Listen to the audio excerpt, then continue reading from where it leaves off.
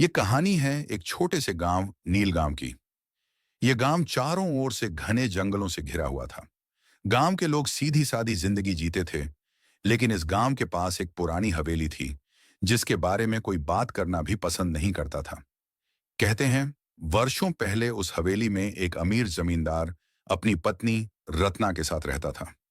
रत्ना बहुत सुंदर और मासूम थी, लेकिन जमींदार बेहद क्रूर और शकी स्वभाव का था। एक दिन उसने शक में आकर रत्ना को उसी हवेली में बंद कर दिया और कुछ ही दिनों बाद उसकी मौत हो गई। कहा जाता है, रत्ना की आत्मा उस हवेली में भटकती रह गई। हवेली को बंद हुए 50 साल हो चुके थे, लेकिन अब भी रात के समय वहां से सिसकियों और पैरों की आवाजें आती थीं। कई लोगों ने दावा किया था कि उन्होंने एक औरत को सफेद साड़ी में लंबे खुले बालों के साथ हवेली की खिड़की पर खड़े देखा है।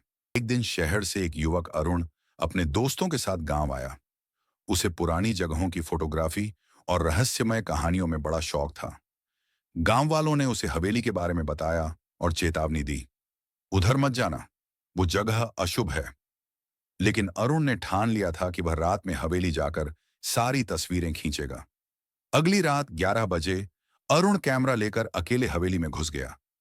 हवेली वीरान थी, दीवारें टूटी हुई थीं और एक अजीब सी ठंडी हवा बह रही थी। फोटो खींचते खींचते वह हवेली के ऊपरी माले पर पहुंचा। वहां उसे एक कमरा दिखा, जिसका दरवाजा आधा खुला था।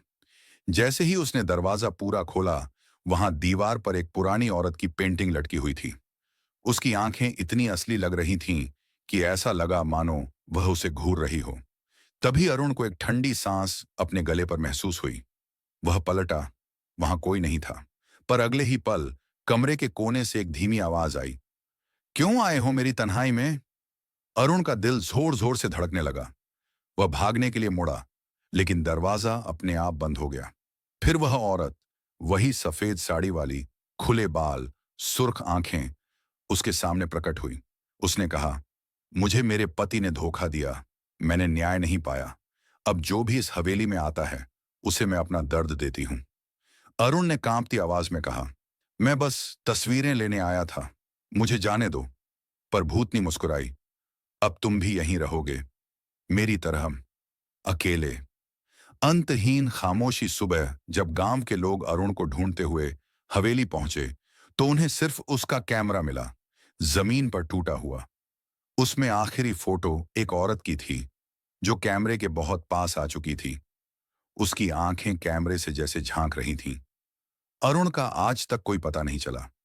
लोग कहते हैं अब हवेली में दो परछाइयां भटकती हैं,